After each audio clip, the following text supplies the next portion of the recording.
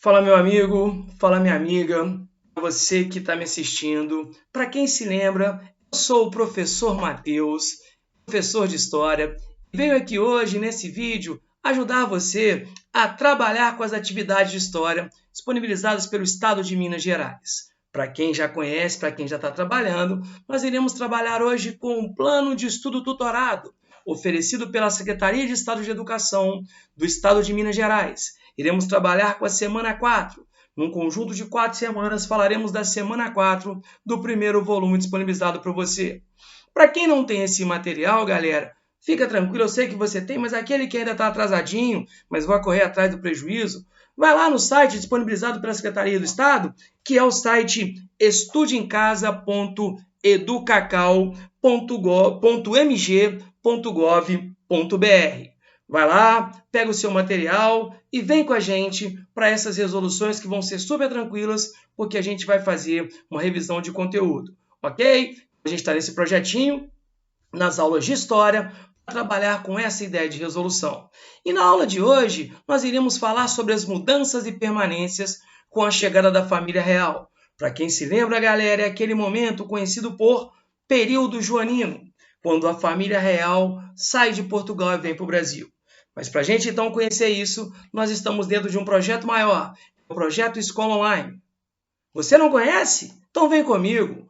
O projeto Escola Online, galera, vejam vocês, é um projeto onde você vai encontrar em várias redes sociais. Você tem lá no Facebook, você tem no Instagram, você tem no Twitter e, claro, não perca a oportunidade de se inscrever no nosso canal do YouTube. Vai lá, se inscreva, dá um like, porque você encontrará vários vídeos além dos PETs resolvidos, mas de professores como a Química Online, Biologia Online, Física Online e, claro, a História Online do professor que aqui vos fala. Presta atenção na vinheta e logo depois vem com a gente para essa resolução. Bora, galera!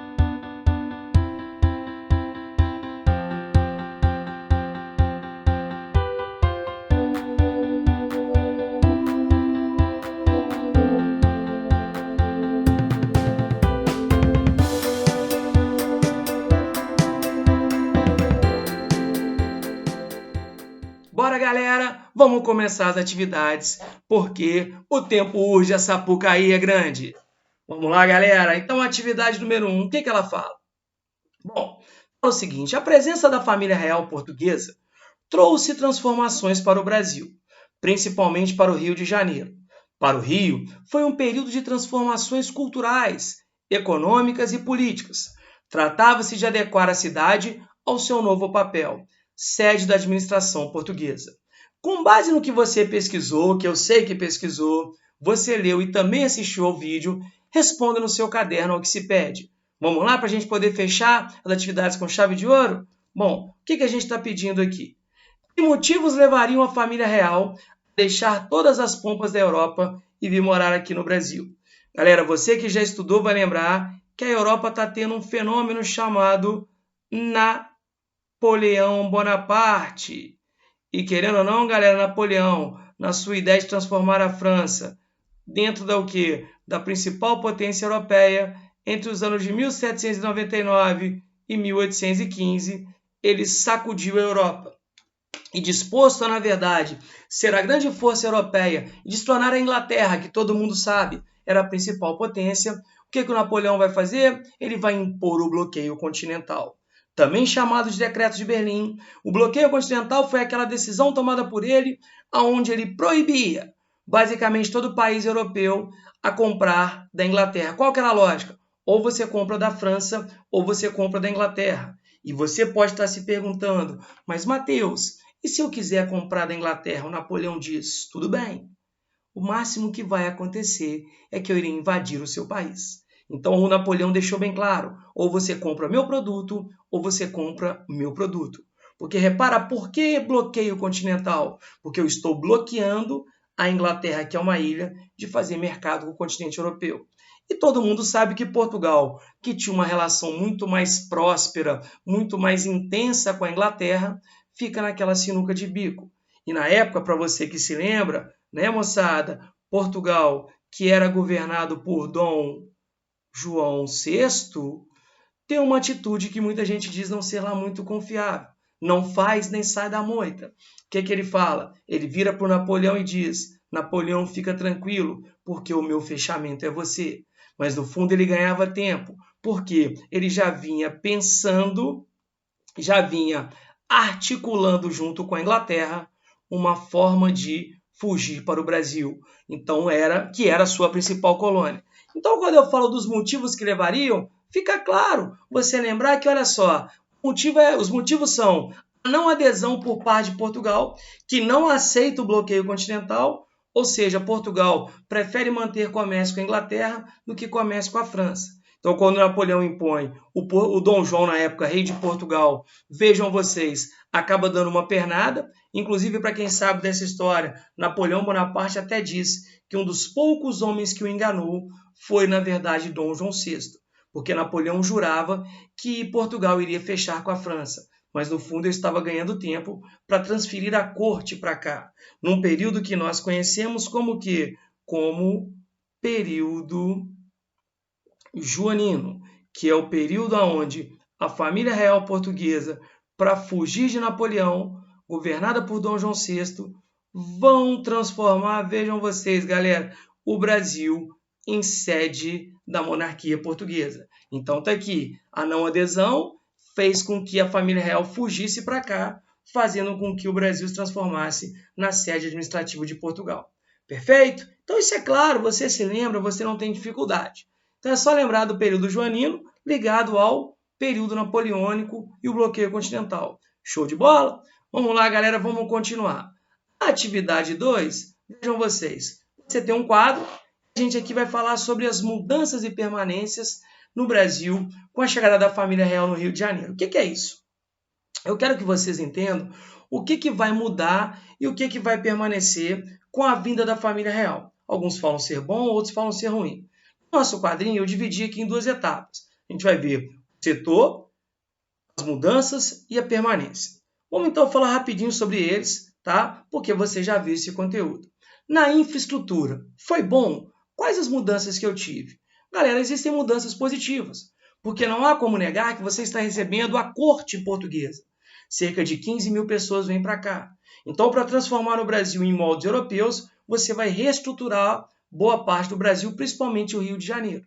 Tá? Que tipo de mudança? Por exemplo, o Rio foi todo reurbanizado, você vai criar fontes para a questão de água, vai, na verdade, melhorar as moradias, você, na verdade, vai criar atividades para essa elite que chega, como jardim botânico, banco, biblioteca, museus. Então, há uma melhoria. O Rio se torna uma cidade padrão europeu. Agora, qual o lado perigoso disso? Porque para você, na verdade, melhorar a infraestrutura, você tem que gastar. Qual é a melhor forma que o governo tem para arrecadar dinheiro, galera?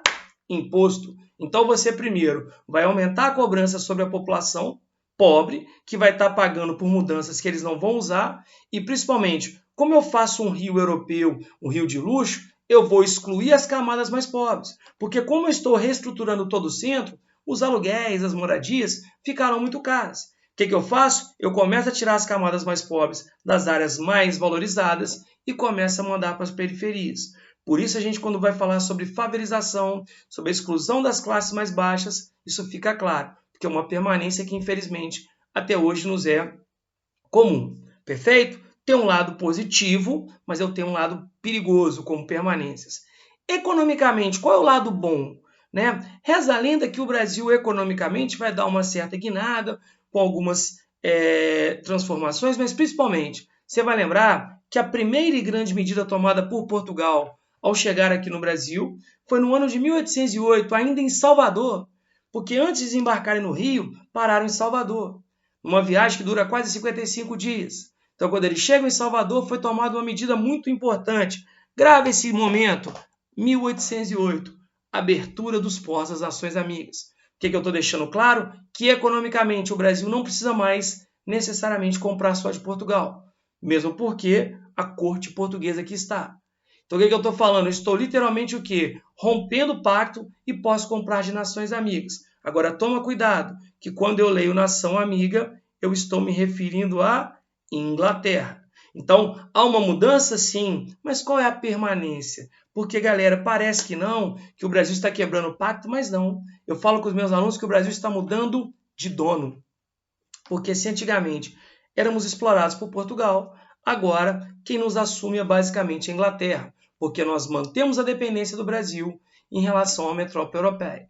Perfeito? Então vamos lembrando disso, são coisas que você já viu, para ficar fácil a gente poder trabalhar. Show de bola? Então, galera, vem comigo aqui.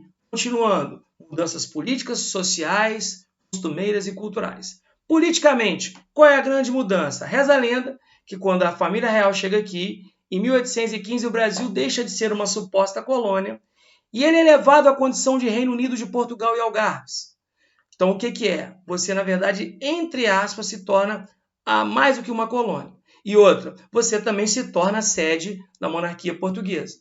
Tá? Então isso é uma mudança. Agora, é uma mudança muito teórica, porque na prática, galera, vejam vocês, você quando é elevado à condição de Reino Unido, o nosso representante ainda é um português, que continua aqui nos explorando.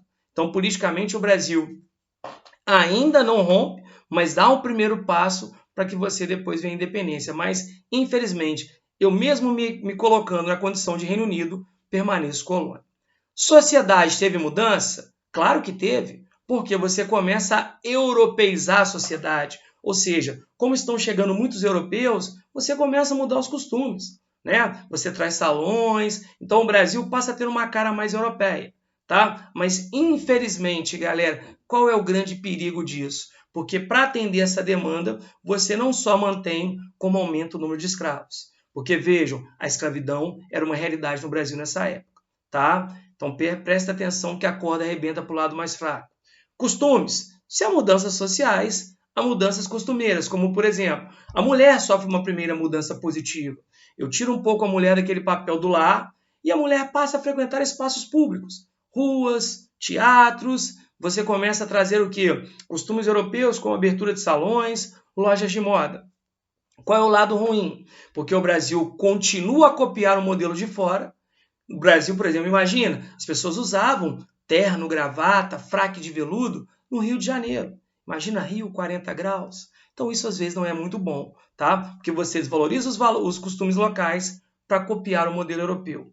Culturalmente, qual é a grande questão? Você, para atender essa elite que aqui está, você vai começar a abrir as escolas de primeiras letras, que nós chamamos de escolas de alfabetização, tá? Você incentiva a leitura, aprender novos idiomas, você vai ter construção de museus, de teatro. Agora, em contrapartida, você é o que? Entende que chegam museus, teatros, universidades, tá? Você percebe que, infelizmente, a cultura não é para todos, porque você vai elitizar em função de valores. Né? Nós sabemos o quanto o livro é caro no Brasil, quanto os espetáculos às vezes são caros. Perfeito? Mas então faça esse exercício, porque é bem tranquilo e a gente se encontra logo logo. Beijo no coração de vocês. Quem tiver a oportunidade, galera, não deixa de curtir, como já foi dito, as nossas redes sociais e vai lá no YouTube, se inscreve no nosso canal. Beleza? Fiquem com Deus, se cuidem e até a próxima.